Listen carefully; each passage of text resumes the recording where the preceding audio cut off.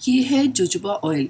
इससे मैं आज आपको चंद अहम टिप्स दूंगी जिसमें आप कैसे मेकअप रिमूव कर सकते हैं, ये बेस्ट क्लिंजर है कि नहीं है, और ये ऑयल सर्दियों और गर्मियों में आपकी स्किन को मॉइस्चराइज रख सकता है। इसके अलावा मैं आपको ये बताऊंगी कि ये ऑयल तो बच्चों की स्किन के लिए भी बेस्ट है या नहीं। अगर आप ये तमाम मालूमात जानना चाहते हैं या चाहती हैं तो इस वीडियो को शुरू से एंड तक क्लास में देखिएगा। इससे पहले भी मैं जोजोबा ऑयल के मुताबिक एक वीडियो बना चुकी हूँ जो मैं डिस्क्रिप्शन में डाल दूंगी और आइकन में भी लगा दूंगी।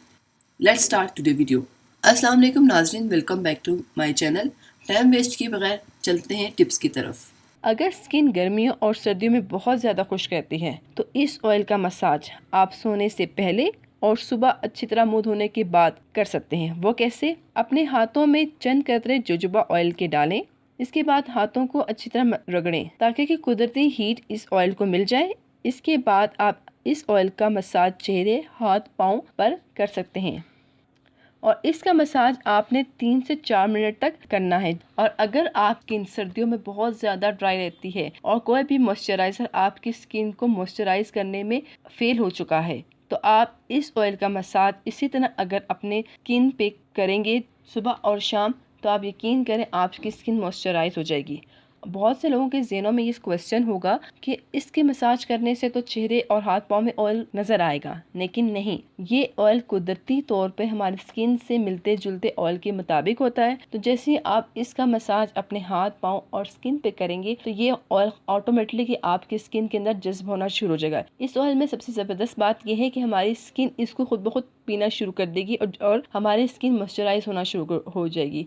क्योंकि जोजोबा ऑयल एक तो हल्का होता है, जैसे कि मैं आप दिखा रही हूँ, आप देख सकते हैं ये ऑयल कितना लाइट है। बिल्कुल भी मैं इसको ड्रॉप के ज़रिए इस ऑयल को डाल रही हूँ, ऐसा लग रहा है ये ऑयल नहीं है जिसे पानी के चंद कतरे फ़ौरन ड्रॉपर से निकल रहे हैं। Cleansing oil. अगर आप बहुत ज़्यादा मेकअप करती हैं और क्लिनजिंग करने के बावजूद चेहरे पर पिंपल्स आ जाते हैं, अगर आप इस ऑयल का मसाज अपने मेकअप को उतारने के लिए करेंगी तो आप यकीन करें ये कुदरती तौर पे बेस्ट से बेस्ट क्लिंजर है। तरीका: चंद कतरे सिर पे लगाएं और इसका हल्का हल्का मसाज करें। उसके बाद टिश्यू या रुई की मदद से आप इस ऑयल को अपनी स्किन से हटाना शुरू करें तो आप देखेंगे आपका मेकअप कुदरती तौर पे अंदर से साफ होना शुरू हो गया है। अगर आपको सर्दियों और गर्मियों में सन बढ़ने का मसला है या सन टैन का मसला हो गया है तो इस ऑयल में चंद कतरे वाटर या रोज़ वाटर मिला के आपने हथेली में ही चंद जोजोबा ऑयल के कतरे और या रोज़ वाटर या पानी रूम टेम्परेचर में लेना है। चंद कतरे उसके डालने हैं, जिस तरह मैंने ही अपनी हथेली में चंद कतरे जोजोबा ऑयल डाला है और चंद कतरे वाटर। इसको अच्छी तरह मिलाना है। 4 मिनट इसको अपनी हथेली ही में उंगली की मदद से मिलाना है, जैसे कि मैं मिला रही हूँ। थोड़ी देर बाद देखेंगे ऑयल और पानी एक जान हो चुका होगा। मरहम का मसाज अपने स्किन पर करना। उसके बाद चाहे आप किचन में काम करें, चाहे आप सूरज की तपिश में निकल जाए या आप रात को सोते हुए कर लें, तो आप चंद दिनों में देखेंगे कि आपके चेहरे पे स्किन टैन का मसला था वो ख़त्म हो जाएगा।